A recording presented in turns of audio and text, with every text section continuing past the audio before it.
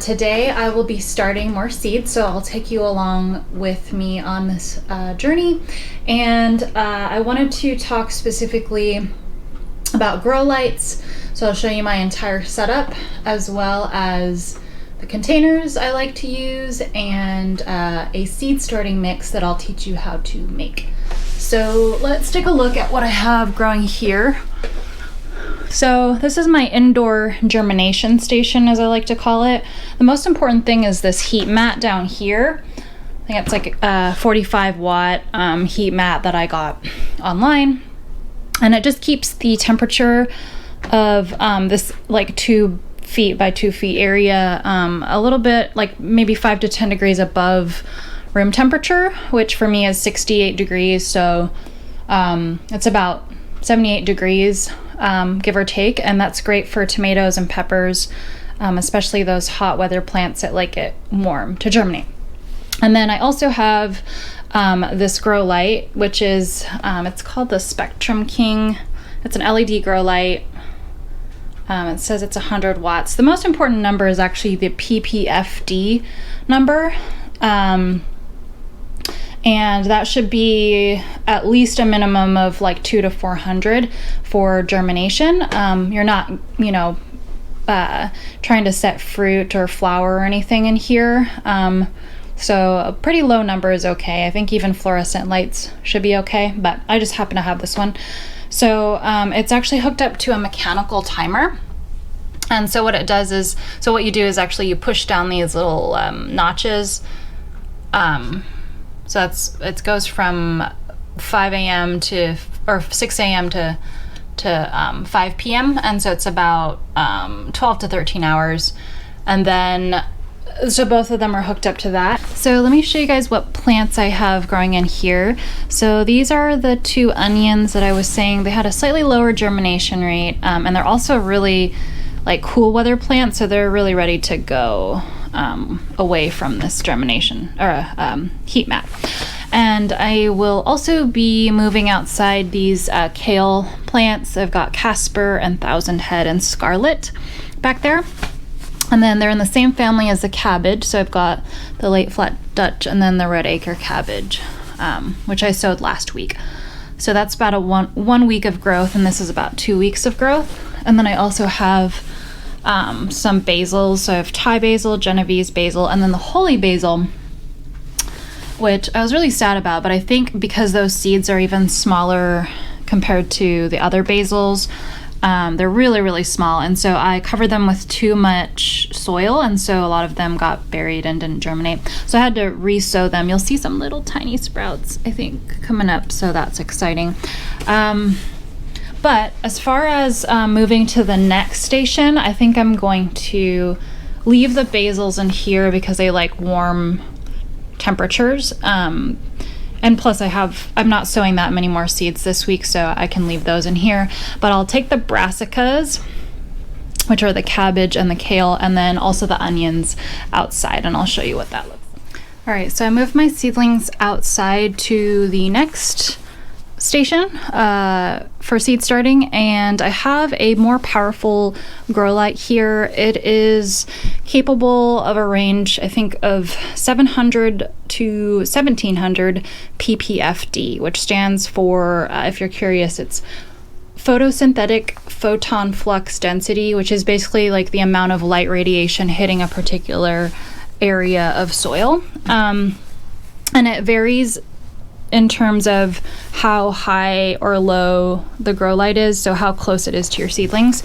So I have it about, 18 inches right now. I could move it closer if I wanted to, but I think the seedlings are happy with this amount of light. And I have it also on a mechanical timer, the same one, and it's on 14 hours, so a little bit more light.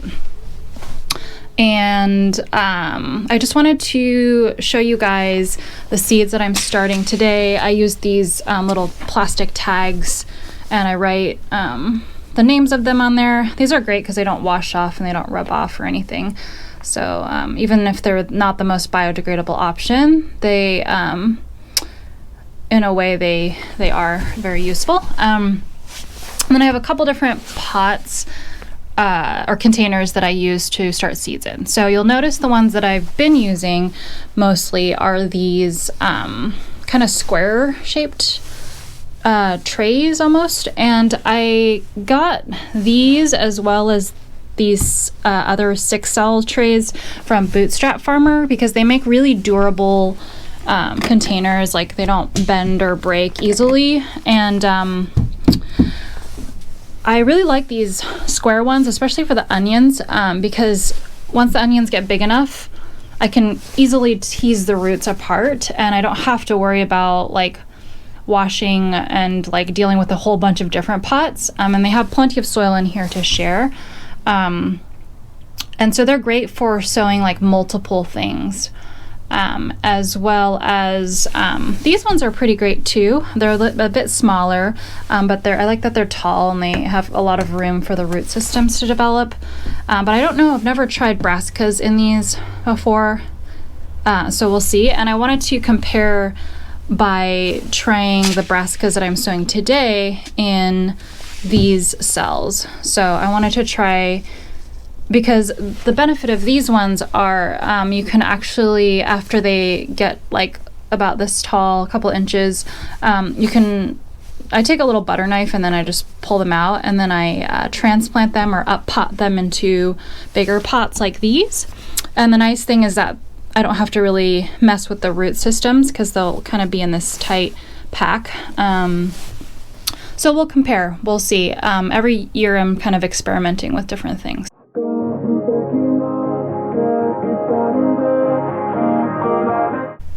Alright, so the next step is to create our seed starting mix. You can use potting soil, but I just like to know exactly what goes into my mix. So I have some gloves on, and I have a mask. You'll need that. And I have a pot of boiled water on the side ready to sterilize the mix. So you can't see it very well in here. The lighting's not super great, but there's compost in this bin already. It's the best quality organic compost I could source in Seattle, and I will share the link for where I found that. It has the lowest level of contaminants, which is often a problem in urban generated compost. So yeah, so I've got it about a third full of compost, and then I have some, it's kind of a heavy bag, but I'll show you guys, I have some peat moss, which I got from the local hardware store. So I'm gonna take just some of that, and oh yeah, and you'll need a shovel as well. It's gonna be hard to shovel every little bit in there, so I'm just gonna dump it. About another third full of peat moss. You need to shake it a little bit.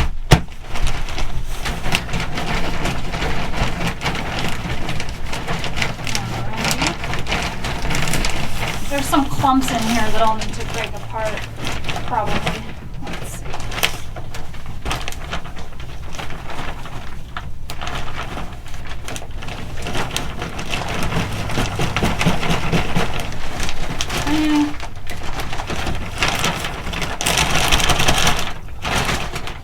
Should be enough.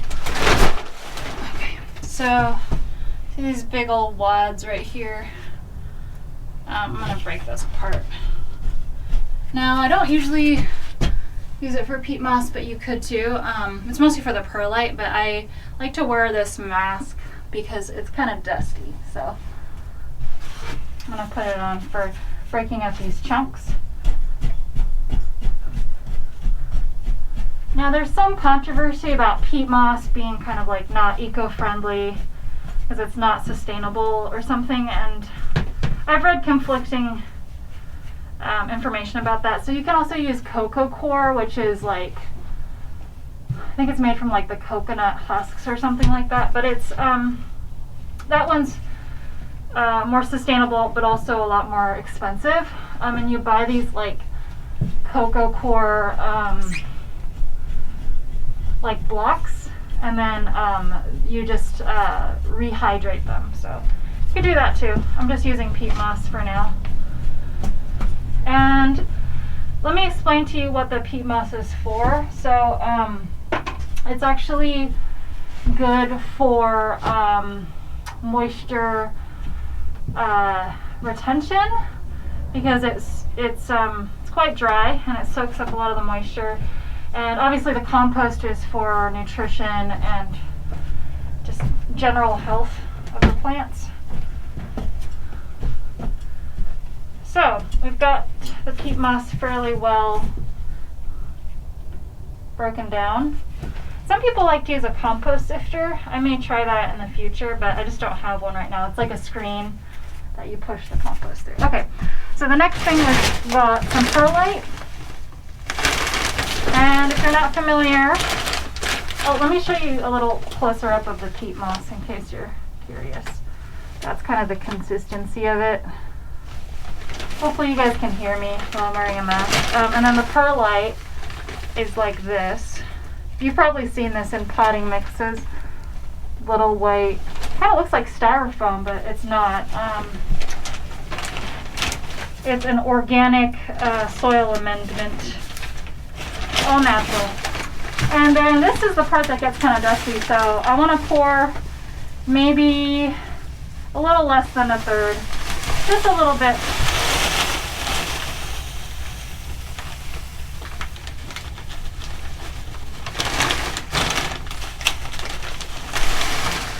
And the perlite is good for drainage.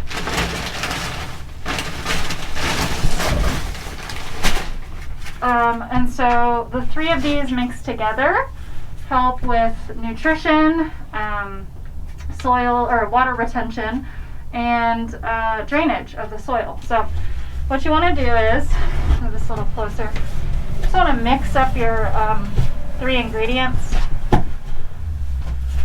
So I did about a 1-to-1 ratio of compost and peat moss, and then perlite. I maybe did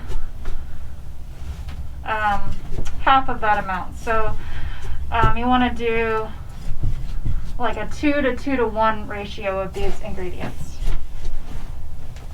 And I can definitely feel some of that dust coming up, so it's good that I'm wearing a mask. Just want to mix it really well.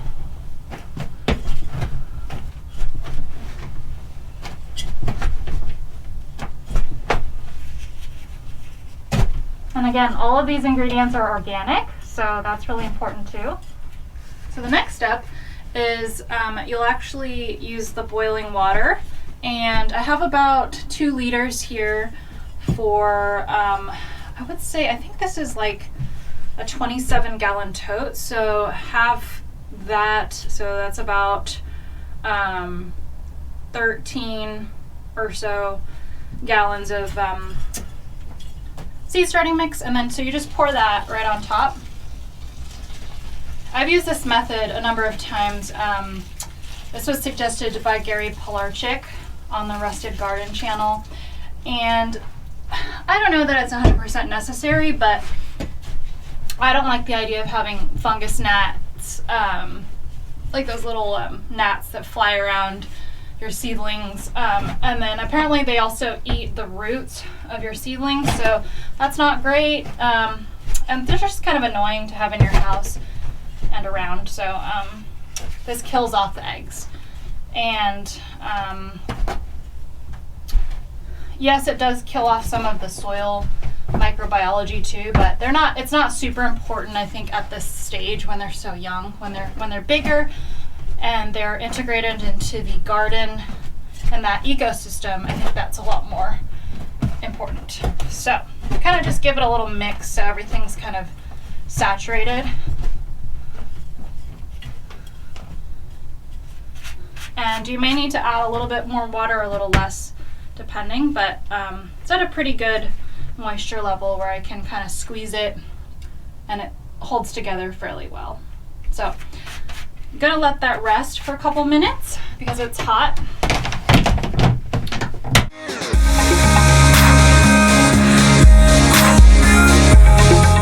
All right, so the next thing you're gonna do is grab a pot. I'm going to start with the 4-inch pots. We can crack this open and just shovel it full of this seed starting mix. there's any like wood chips or pieces of clumps that you didn't get to, kind of smush those too, or take out the wood chips. And then you want to just smush it down a little bit. All those air pockets will be gone. And then you want to grab your seeds. So I'll start with the Purple of Sicily cauliflower. And the reason why I'm using these pots rather than the 6 cells for this particular variety is I just don't have that many seeds. So I'll show you. Just a few, maybe 20 seeds or so. So what I'm gonna do is kind of just sprinkle them. You don't have to worry about spacing when you're just starting the seeds. And then just want to grab a little bit more soil or seed starting mix. Just kind of lightly sprinkle it on top. It depends on the size of the seeds. So for brassicas, the seeds are pretty small, but I sow them about maybe 1/2 inch deep, something like that. I don't really measure it. And you just kind of tamp it down again. And then I like to put it in one of these 10-20 trays is what they're called, because they're 10 inches by 20 inches. I just stick it on there. And I'm gonna go ahead and start the rest of these.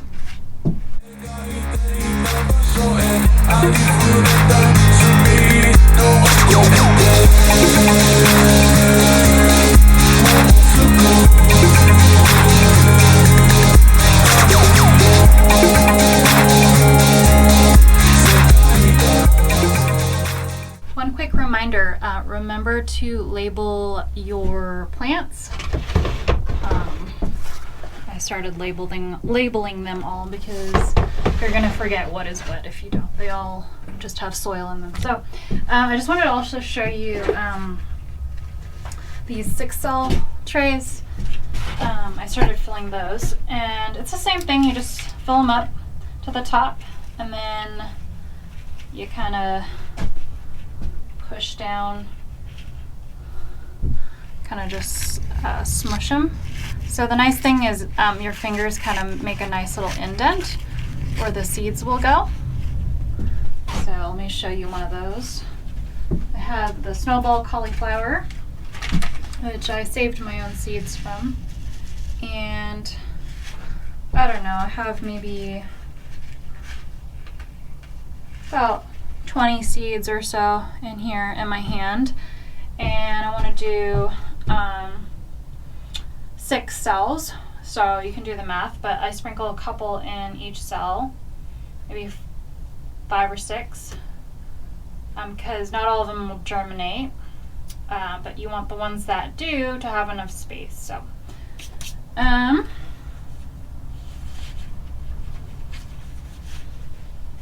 then I just top it off with some more of the seed starting mix, just like this. And then you kind of just smush them again, and this time it'll be kind of right up flush to the top of the cell tray.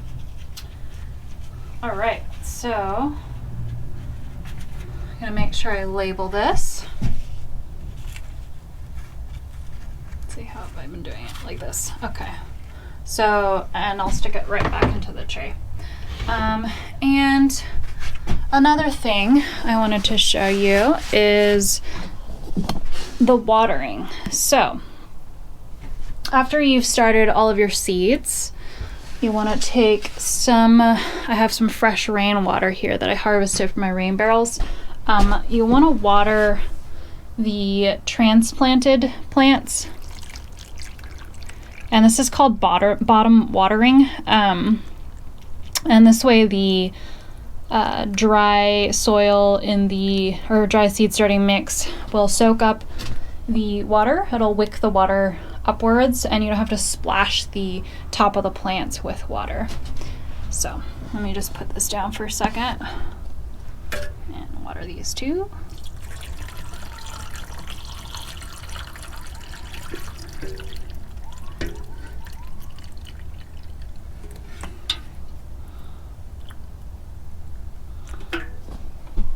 then you also want to do it with the new seed starts.